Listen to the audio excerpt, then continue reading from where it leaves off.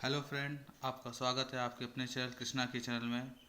आज मैं लेके आ गया हूँ फिर गीता के द्वितीय अध्याय को। इससे पहले आपने पहले अध्याय को मैंने पढ़ा था, आप लोगों ने सुना होगा। आशा करता हूँ कि आप सब घर में कुछ ना कुछ पढ़ रहे होंगे गीता के या किसी भी प्रकार के हम लोग की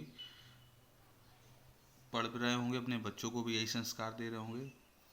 और आजकल के भविष्य में देखते हुए, समय को देखते हुए ये सब और बच्चों को थोड़ा सिखाने के लिए, इन सब चीज़ों से जुड़ने के लिए ये एक अच्छा उपाय है कि आप नित्य प्रतिदिन कम से कम एक पेज दो पेज पढ़ने की हैबिट बनाएं। एक तो अच्छी चीज़ ये होगी, इसको पढ़ने से बच्चों के अंदर जो बोलने की सेंस है उसका भी असर पड़ेगा। जैसे बहुत से बच्चे होते हैं, वो सही नहीं बोलते हैं, जैसे आप या ऐसे शब्दों का यूज़ नहीं करते हैं कि जी लगाना है नहीं लगाना है, उन्होंने अपने से बड़े हैं नाम से बुला देते हैं, संबोधित कर देते हैं नाम से। तो ये अच्छे मैनर्स नहीं कहे जाते हैं। तो आप जब इन बुकों को पढ़ेंगे तो इसमें बताया गया है कि अर्जुन किस शब्दों में प्रभु श्री कृष्ण से कह रहे हैं, श्री कृष्ण किस शब्दों में अर्जुन से कह रहे हैं, और भी ऋषियों मनु से कैसे बोला जा रहा है। तो इसका भी बड़ा प्रभाव अच्छा पड़ेगा। तो कोशिश करें आप प्रतिदिन एक या दो पेज या एक अध्याय पढ़ सकें, अच्छी बात है। सिर्फ इसको ही नहीं, इसको भी पढ़ सकते हैं, कोई दिक्कत नहीं। इसके अलावा रामायण भी, विश्राम सागर भी हो गया हमारा, शिव पुराण हो गया, और भी है कथाएं किताबें, तो उनको आप पढ़ सकते हैं। अब मैं कोशिश ये करूँगा इसके, जब ये पूरी अध्याय 18 अध्याय हो जाएंगे, इसके बाद मैं एक नई फिर बुक पढ़ूँगा और उसको आप सुनेंगे। संस्कृत अगर आती है तो अच्छी चीज़ है, नहीं आती तो आप कोशिश करें, प्रैक्टिस करें, आ जाएगी। और वरना आप इसको रेगुलरली, हिंदी में है तो आप उसे पढ़िए, क्योंकि बहुत से बच्चे हिंदी भी नहीं लिखना जानते हैं, हिंदी पढ़ नहीं पाते हैं। तो जब आप ऐसा करेंगे, और हिंदी हो या इंग्लिश हो, दोनों का सीखने का और समझने का तरीका सेम है। हिंदी भी बच्चा जब शुरुआत जन्म लेता है तो उसको हिंदी नहीं आती, वो सुनते सुनते फिर बोलने लगता है। उसी प्रकार इंग्लिश का भी यही है कि बच्चा जब जब चारों तरफ अपनी तरफ देखता है कि ये इंग्लिश बोली जा रही है, तो उसके बाद वो भी, उसके भी प्रैक्टिस में आ जाता है कि इंग्लिश में कैसे बातें करनी है। तो आइए आज शुरू करते हैं भगवत गीता के द्वितीय अध्याय को। ओम भगवते वासुदेवाय नमः।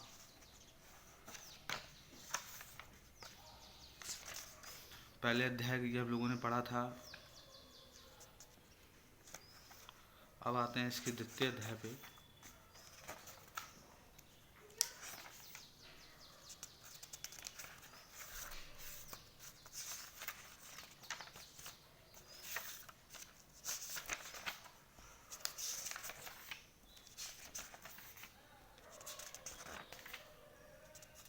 ये संस्कृत में है, क्योंकि मुझे संस्कृत नहीं पढ़ पाता हूँ, इसलिए क्षमा चाहता हूँ। कोशिश में हूँ कि शायद पढ़ने लगूंगा, तो क्षमा चाहता हूँ इसके लिए। आप अगर आती है तो पढ़ सकते हैं। ये देखिए लिखा है, कृष्णम वंदे जगद गुरुम। आप, मैं भगवते वासुदेवाय बोलता हूँ, आप इसका उच्चारण करके स्टार्ट कर सकते हैं। किताब खोलने से पहले आप इसका अच्छे से उच्चारण कर लें और पढ़ लें। उसके बाद आप पढ़ सकते हैं, इससे स्टार्टिंग कर सकते हैं। यहाँ से पैर छू के भगवत गीता उठाएं, आप पैर छूएं उसके, फिर पढ़ें कृष्ण कृष्णम वंदे जगत गुरुम। इसमें पिक्चर भी दी हुई है, मैं दिखाता हूँ आपको। ये गीता उपदेश भगवान श्री कृष्ण ने जब ये गीता उपदेश दे रहे थे, जब इनका मन अर्जुन हटा युद्ध से कि सब अपने परिवार के कैसे लड़ा जाएगा, तो श्री कृष्ण भगवान ने उनको उपदेश दिए। ये देख सकते हैं आप, इनके झंडे पे हनुमान जी विराजे थे। और ये धृतराष्ट्र और संजय हैं, कोई वार्तालाप चल रही है सर, मंत्रणा चल रही है। और ये है हम हमारे प्रभु विष्णु जी और ये माता लक्ष्मी शेषनाग की सैया पे विराजमान है, और उनके ये तोंदी से ये कमल के आसन भगवान ब्रह्मा जी।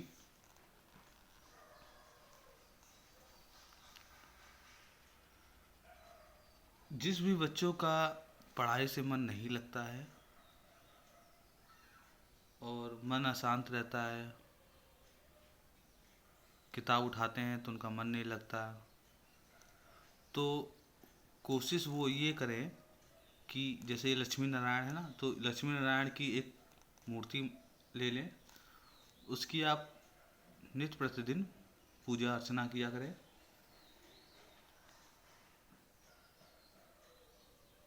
लक्ष्मी एक मुझे याद है, शायद लक्ष्मी नारायण एक स्त्रोत करके कुछ आता है, स्त्रोत शायद पूरा वो संस्कृत में ही होता है, आप उसे पढ़ सकते हैं, आपको अच्छा रिजल्ट मिलेगा।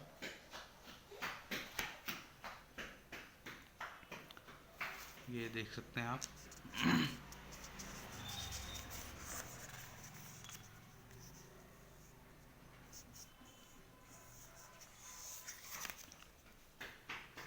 ये पहला अध्याय था, इधर महात्मा बताया गया था, और ये पहला अध्याय था, वो महात्मा था, ये पहला अध्याय। शुरू करते हैं हम लोग आज का अपना पहला अध्याय। ओम भगवते वासुदेवाय नमो नमः।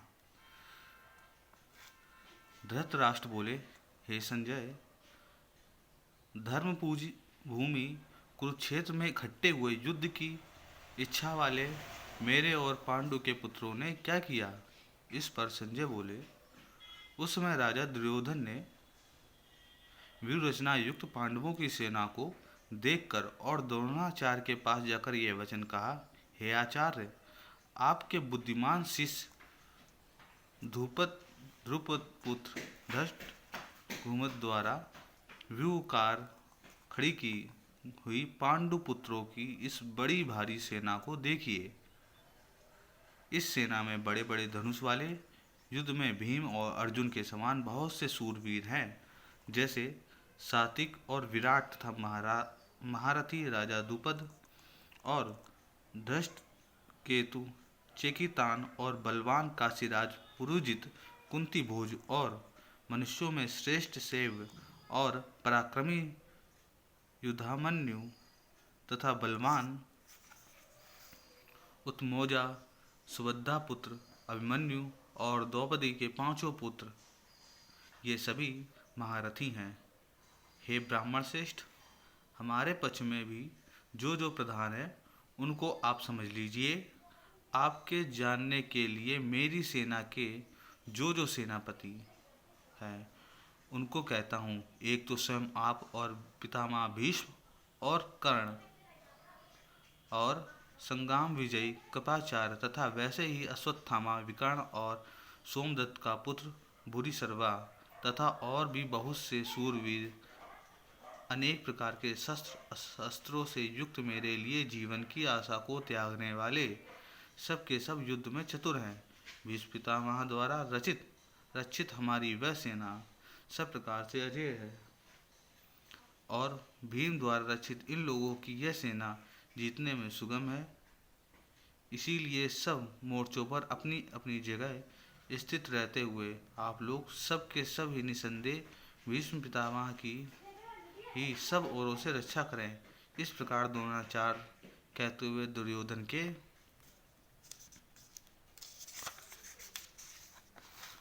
वचनों को सुनकर कौरवों में वृद्ध बड़े प्रतापी पितामह भीष्म ने उस दुर्योधन के हृदय में हर्ष उत्पन्न करते हुए उच्च स्वर से सिंह की नाद के समान गर्ज कर शंख बजाया। उसके उपरांत शंख और नगारे तथा ढोल, मृदंग और नरसिंह आदि बाजे एक साथ ही बजे। उनका वह शब्द बड़ा भयंकर हुआ। उसके अंतर सफ़ेद घोड़ों से युक्त उत्तम रथ में बैठे हुए श्री कृष्ण महाराज और अर्जुन ने भी अलौकिक शंख बजाए। उनमें श्री कृष्ण महाराज ने पांचजन्य नामक शंख और अर्जुन ने देववत नामक शंख बजाया। भयानक कर्म वाले भीमसेन पौंड नामक महाशंख बजाया। कुंती पुत्र राजा युधिष्ठिर ने अंतविजय नामक शंख और नकुल तथा सहदेव ने सुघोष और मणि पुष्पक नाम वाले शंख बजाए। श्रेष्ठ धनुष वाले काशीराज और महारथी शिखंडी और धृष्टद्युम्न तथा राजा विराट और अजय सात्विक तथा राजा ध्रुपद, अनेक द्रौपदी के पांचों पुत्र और बड़ी भुजा वाले सुभद्रा पुत्र अभिमन्यु, इन सब ने हे राजन अलग अलग शंख बजाए। और उस भयानक शब्द ने आकाश और पृथ्वी को भी शब्दायमान करते हुए धृतराष्ट्र पुत्रों के हृदय विदीर्ण कर दिए। हे राजन, उसके उपरांत कपिध्वज अर्जुन ने खड़े हुए धृतराष्ट्र पुत्रों को देखकर उस शस्त्र चलाने की तैयारी के समय धनुष उठाकर हरि के श्री कृष्ण महाराज से ये वचन कहा, हे अच्युत, मेरे रथ को दोनों सेनाओं के बीच में खड़ा कीजिए, जब तक मैं इन स्थित हुए युद्ध की कामना वालों की अच्छी प्रकार देख लूं कि इस युद्ध रूप व्यापार में मुझे किन किन के साथ युद्ध करना योग्य है। द्रौपदी दुर्योधन का युद्ध में कल्याण चाहने वाले जो ये राजा लोग इस सेना में आए हैं, उन युद्ध करने वालों को मैं देखता हूँ। संजय बोले, धृतराष्ट्र अर्जुन द्वारा इस प्रकार कहे हुए महाराज श्री कृष्ण ने दोनों सेनाओं के बीच में भीष्म और द्रोणाचार्य के सामने और संपूर्ण राजाओं के सामने उत्तम रथ को खड़ा करके ऐसा कहा कि हे पार्थ, इन इकट्ठे हुए कौरवों को देख। इसके उपरांत प्रथापुत्र अर्जुन उन दोनों ही सेनाओं में स्थित हुए पिता के भाइयों को, पितामहों को, आचार्यों को, मामाओं को, भाइयों को, पुत्रों को, पौत्रों को तथा मित्रों को, ससुरों को, सुहृदों को भी देखा। इस प्रकार उन खड़े हुए संपूर्ण बंधुओं को देखकर वह अत्यंत करुणा से युक्त हुए कुंती पुत्र अर्जुन शोक करते हुए यह बोले, हे कृष्ण, इस युद्ध की इच्छा वाले खड़े हुए सौजन्य समुदायों को देखकर मेरे अंग स्थिर हुए जाते हैं और मुख भी सूखा जाता है और मेरे शरीर में कंप और रोमांच होता है तथा हाथ से गांडीव धनुष गिरता है और त्वचा भी बहुत जलती है तथा मेरा मन भ्रमित सा हो रहा है, इसीलिए मैं खड़ा रहने को भी समर्थ नहीं हूँ। हे केशव, लक्षणों को भी विपरीत ही देखता हूँ और युद्ध में अपने कुल को मारकर कल्याण भी नहीं देखता। हे कृष्ण, मैं विजयी नहीं चाहता और राज्य और सुख को भी नहीं चाहता। हे गोविंद, हमें राज्य से क्या प्रयोजन है अथवा भोगों से और जीवन से भी क्या प्रयोजन है, क्योंकि हमें जिनके लिए राज्य भोग सुखादिक इच्छित है वे ही यह सब धन और जीवन की आशाओं को त्याग कर युद्ध में खड़े हैं, जो कि गुरुजन, ताऊ, चाचे, लड़के और वैसे ही दादा, मामा, ससुर, पोते, सारे तथा और भी संबंधी लोग हैं। इसीलिए हे मधुसूदन, मुझे मारने पर भी अथवा 3 लोक के राज्य के लिए भी मैं इन सबको मारना नहीं चाहता, फिर पृथ्वी के लिए तो कहना ही क्या है। हे जनार्दन, धृतराष्ट्र के पुत्रों को मारकर भी हमें क्या प्रसन्नता होगी, इन अत्यायुओं को मारकर तो हमें पाप ही लगेगा। इसमें हे माधव, अपने बांधव धृतराष्ट्र के पुत्रों को मारने के लिए हम योग्य नहीं हैं, क्योंकि अपने कुटुंब को मारकर हम कैसे सुखी होंगे। यद्यपि लोभ से भ्रष्टचित हुए ये लोग कुल के नाशकृत दोष को और मित्रों के साथ विरोध करने में पापों को नहीं देखते, परंतु हे जनार्दन, कुल के नाश करने से होते हुए दोष को जानने वाले हम लोगों को इस पाप से हटने के लिए क्यों नहीं विचार करना चाहिए, क्योंकि कुल के नाश होने से सनातन कुल धर्म नष्ट हो जाते हैं। धर्म के नाश होने से संपूर्ण कुल को पाप भी बहुत दबा लेता है तथा हे कृष्ण, पाप के अधिक बढ़ जाने से कुल की स्त्रियां दूषित हो जाती हैं और हे वासने, स्त्रियों के दूषित होने पर वर्ण संकर उत्पन्न होता है और वह वर्ण संकर कुल घातिकों और कुल को नरक में ले जाने के लिए ही होता है। लोप हुए पिंड और जल की क्रिया वाले उनके पितर लोग भी गिर जाते हैं और इन वर्ण संकर कारक दोषों से कुल घातिकों के सनातन कुल धर्म और जाति धर्म नष्ट हो जाते हैं तथा हे जनार्दन, नष्ट हुए कुल धर्म वाले मनुष्यों को अनंत काल तक नरक में वास होता है, ऐसा हमने सुना है। अहो, शोक है कि हम लोग बुद्धिमान होकर भी महान पाप करने को तैयार हुए हैं, जो कि राज्य और सुख के लोभ से अपने कुल को मारने के लिए उद्यत हुए हैं। यदि मुझ शस्त्र रहित ना सामना करने वालों को शस्त्रधारी धृतराष्ट्र के पुत्र रण में मारे तो वह मरना भी मेरे लिए अति कल्याणकारक होगा। संजय बोले, रणभूमि में शोक से उद्रित मन वाले अर्जुन इस प्रकार कहकर बाण सहित धनुष को त्याग कर रथ के पिछले भाग में बैठ गए। यहाँ से ये पहला अध्याय ख़त्म होता है। आपने इसमें समझा या क्या समझा तो आप मुझे कमेंट अवश्य करें। मैं आपको इस अध्याय से क्या जानकारी मिली इसका मुझे ज़रूर जवाब दें। आई होप आपको ये भगवत गीता पसंद आ रही होगी। आई होप आपने चैनल सब्सक्राइब किया होगा, बेल आइकन ऑन कर दें ताकि आपको समय समय से नोटिफिकेशन मिलती रहे, और चैनल लाइक कर लें। Thank you.